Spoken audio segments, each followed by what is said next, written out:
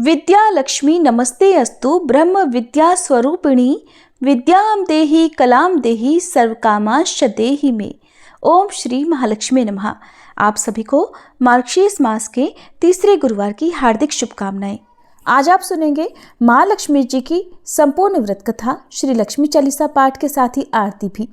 उससे पहले जानिए आज के शुभ मुहूर्त यानी गोधूली मुहूर्त के बारे में, क्योंकि शाम को गोधूली मुहूर्त में माँ लक्ष्मी जी की पूजा करने से मनोकामना शीघ्र पूर्ण हो जाती है। आज 5 दिसंबर गुरुवार है और आज मार्गशीर्ष मास का तीसरा गुरुवार है। आज गोधूली मुहूर्त रहेगा शाम 5:21 से 5:49 के बीच में। आइए अब हम सब मिलकर माँ लक्ष्मी जी का ध्यान करते हुए कथा का श्रवण करते हैं। श्री महालक्ष्मी माता जी के अनेक रूप और नाम हैं। भूतल में वे छाया, शक्ति, तृष्णा, शांति, जाति, लज्जा, श्रद्धा, कांति, वृत्ति, स्मृति, दया, तुष्टि, माता, अधिष्ठात्री और लक्ष्मी के रूप में स्थित हैं। हम उन्हें प्रणाम करते हैं। कैलाश पर्वत पर पार्वती, क्षीर सागर में सिंधु कन्या, स्वर्गलोक में महालक्ष्मी, भूलोक में लक्ष्मी, ब्रह्मलोक में सावित्री, ग्वालों में राधिका, वृंदावन में रासेश्वरी, चंदन वन में चंद्रा, चंपक वन में गिरिजा, पद्म वन में पद्मा, मालती वन में मालती, कुंदन वन में कुंददंती, केतकी वन में सुशीला, कदम्ब वन में कदम्बमाला, राजप्रसाद में राजलक्ष्मी और घर घर में गृहलक्ष्मी इन विभिन्न नामों से पहचानी जाती हैं।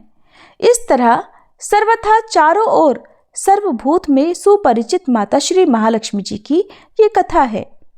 भारतवर्ष के सौराष्ट्र देश में द्वापर युग की ये कहानी है। सौराष्ट्र में उस समय भद्रश्रवा नाम के राजा थे। वे बड़े पराक्रमी राजा थे। 4 वेद, 6 शास्त्र, 18 पुराणों का उन्हें ज्ञान था। उनकी रानी का नाम सूरत चंद्रिका था। रानी देखने में सुंदर और सुलक्षणा थी, पतिव्रता भी थी। उन दोनों को 7 पुत्र और उसके बाद एक कन्या का वरदान मिला था। कन्या का नाम था श्यामबाला। एक बार महालक्ष्मी जी के मन में आया कि जाकर उस राजा के राजप्रसाद में रहें। इससे राजा को 2 गुना धन दौलत की प्राप्ति होगी और वह इस धन दौलत से अपनी प्रजा को और सुख दे पाएगा। गरीब के घर अगर रहे और उसे धन दौलत प्राप्त हो तो वह स्वार्थी की तरह केवल अपने ऊपर ही खर्च करेगा। ये सोचकर श्री महालक्ष्मी जी ने एक बूढ़ी ब्राह्मण स्त्री का रूप धारण किया। हाथ में लाठी लेकर लाठी के सहारे वे रानी के द्वार तक जा पहुंची। यद्यपि उन्होंने बूढ़ी औरत का रूप धारण किया था, पर उनके चेहरे पर देवी का तेज था। उन्हें देखते ही एक दासी सामने आई। उसने इनका नाम, धाम, कर्म पूछ डाला। वृद्ध ब्राह्मणी का रूप धरे हुए माता लक्ष्मी जी ने कहा, बालिके, मेरा नाम कमला है। मेरे पति का नाम भुवनेश है। हम द्वारिका में रहते हैं। तुम्हारी रानी पिछले जन्म में एक वैश्य की पत्नी थी।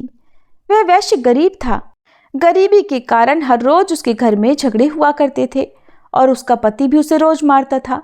इन बातों से तंग आकर वह घर छोड़कर चली गई और वन जंगलों में खाली पेट भटकने लगी। उसकी इस दुर्दशा पर मुझे दया आई। तब मैंने उसे सुख संपत्ति देने वाली श्री महालक्ष्मी जी की कथा सुनाई। मेरे कहने पर उसने श्री महालक्ष्मी जी का व्रत किया। श्री महालक्ष्मी जी प्रसन्न हुई और उसकी गरीबी दूर हुई। उसका घर संसार, दौलत, संतति, संपत्ति से भर गया। बाद में पति पत्नी दोनों परलोक सिधारे। लक्ष्मी व्रत करने के कारण वे लक्ष्मी लोक में रहे। उन्होंने जितने साल महालक्ष्मी का व्रत किया उतने हजारों साल उन्हें सुख भोग मिला। इस जन्म में उसका जन्म राजघराने में हुआ है, परंतु वह श्री महालक्ष्मी जी का व्रत करना भूल गई है और मैं उसे यही याद दिलाने आई हूँ। बूढ़ी ब्राह्मणी की बातें सुनकर दासी ने उन्हें प्रणाम किया और फिर श्री महालक्ष्मी जी का व्रत किस तरह किया जाए इस विषय में पूछा। तब वृद्धा रूप धारे माँ लक्ष्मी जी ने दासी को पूजा की विधि और महिमा बताई। इसके बाद वह दासी माता को प्रणाम करके रानी को बताने अंदर चली गई। राज वैभव में रहते हुए रानी को अपने ऐश्वर्य का बड़ा घमंड हुआ था। संपत्ति और अधिकार के कारण वह उन्मत्त हो गई थी। दासी के द्वारा बताई गई वृद्धा ब्राह्मणी की बातें सुनकर वह आग बबूला होकर राजद्वार पर आकर बुढ़िया रूपधारी श्री महालक्ष्मी जी पर ही बरस पड़ी। उसे ये नहीं पता था कि स्वयं श्री महालक्ष्मी जी माता एक वृद्धा ब्राह्मणी का रूप धारण किए उसके द्वार तक आई हैं।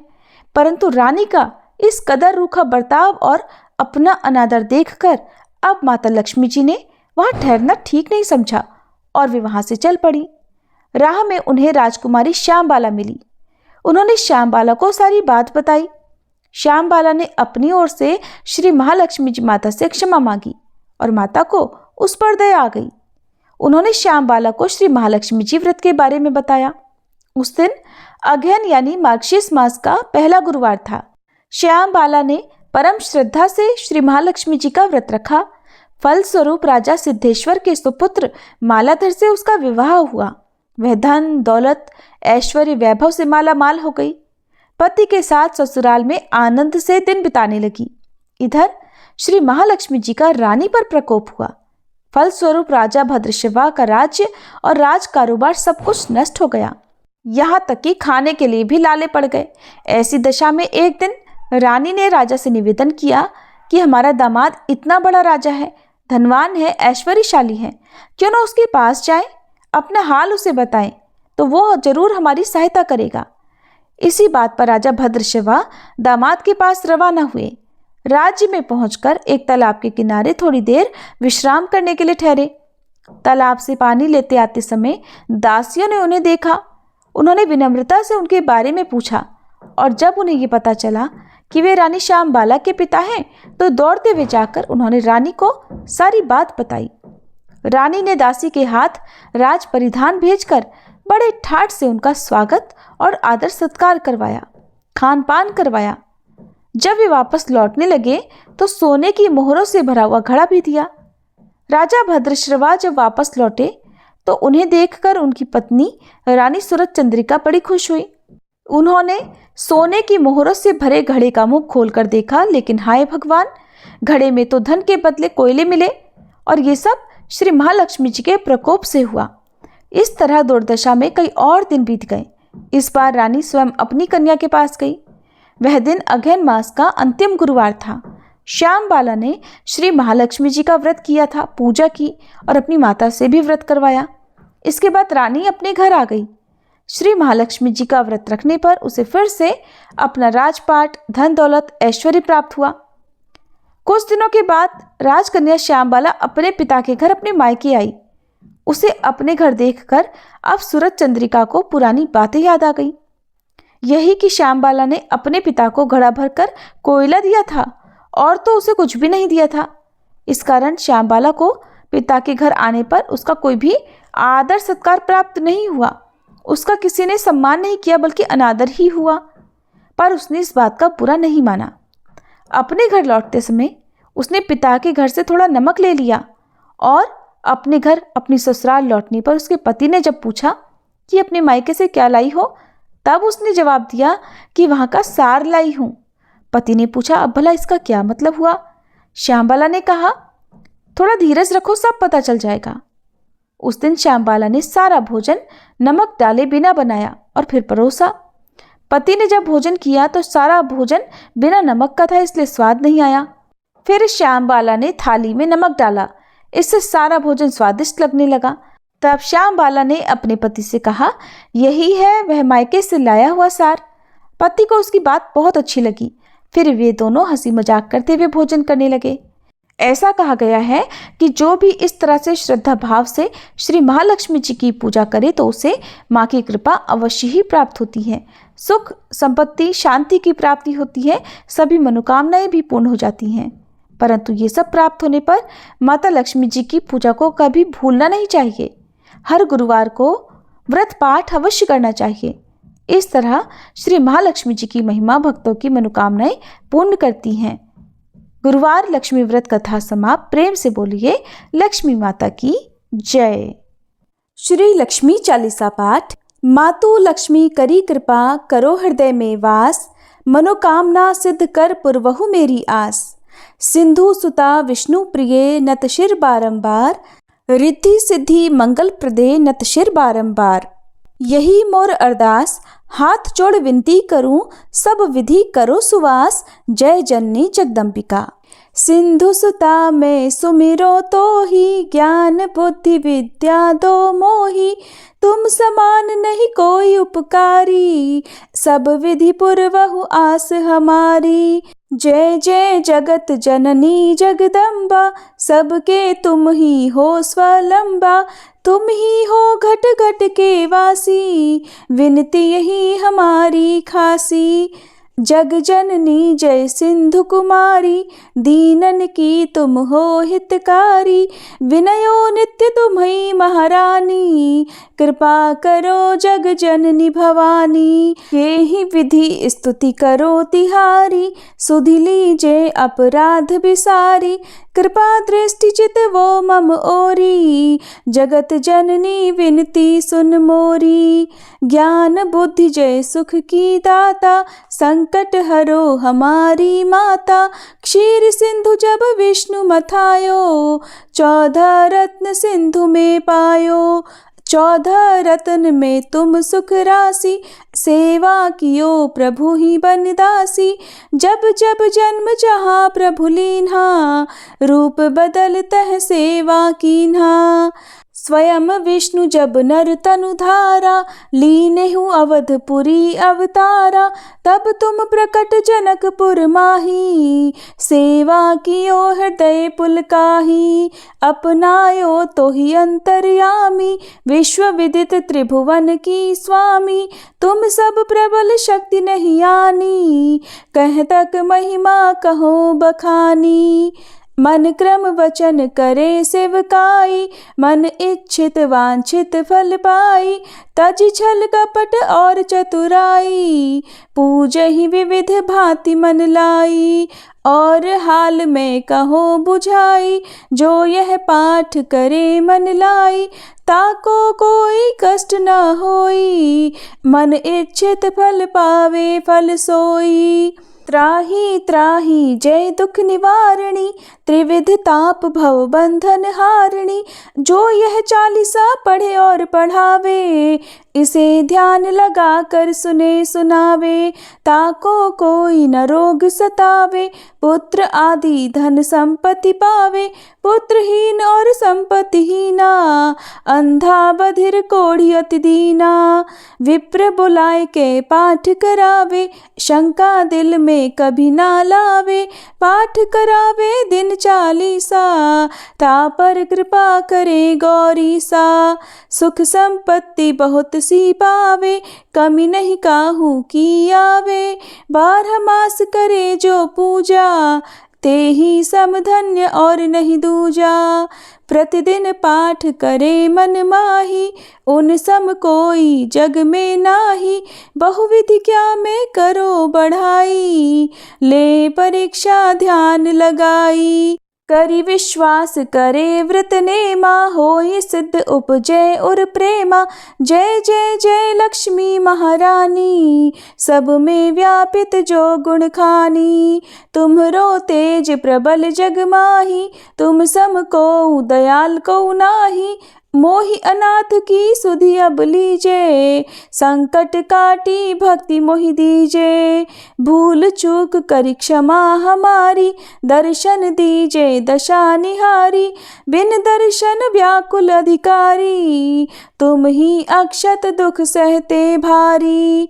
नहीं मोहि ज्ञान बुद्धि है तन में, सब जानत हो अपने मन में। रूप चतुर्भुज करके धारण, कष्ट मोर अब करहु निवारण। कहीं प्रकार में करो बढ़ाई, ज्ञान बुद्धि मोहि नाहि अधिकाई। रामदास अब कहाई पुकारी, करो दूर तुम विपत्ति हमारी। त्राही त्राही दुखारिणी, हरो बेगी सब त्रास। जयति जयति जय लक्ष्मी, करो शत्रुन का नाश। रामदास हरि ध्यान नित, विनय करत कर जोर। मातु लक्ष्मी दास पर करहु दया की कोर। इति लक्ष्मी चालीसा संपूर्णम। माँ लक्ष्मी जी की आरती।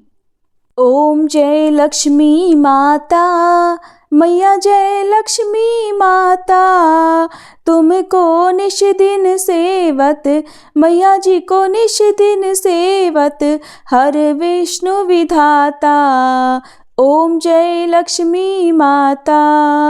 उमा रमा ब्रह्माणी तुम ही जग माता, मैया तुम ही जग माता। सूर्य चंद्रमा ध्यावत नारद ऋषि गाता। ओम जय लक्ष्मी माता। दुर्गा रूप निरंजनी सुख संपत्ति दाता, मैया सुख संपत्ति दाता। जो कोई तुमको ध्याता रिद्धि सिद्धि धन पाता। ओम जय लक्ष्मी माता।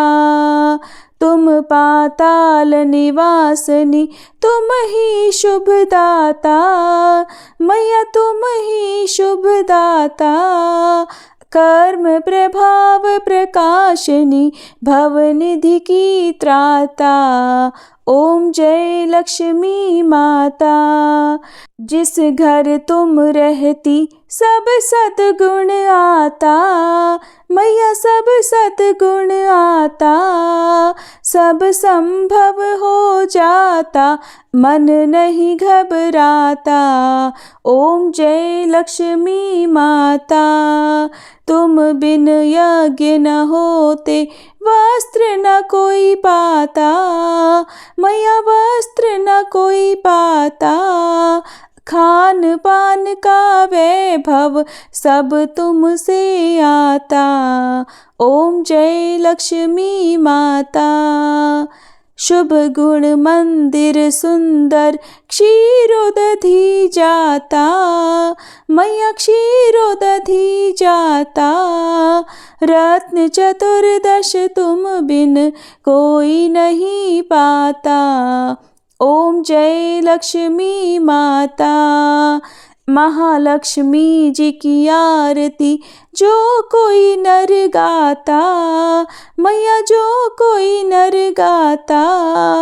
और आनंद समाता पाप उतर जाता। ओम जय लक्ष्मी माता। ओम जय लक्ष्मी माता, मैया जय लक्ष्मी माता। तुमको निश दिन सेवत, तुमको निश दिन सेवत हर विष्णु विधाता। ओम जय लक्ष्मी माता, मैया जय लक्ष्मी माता।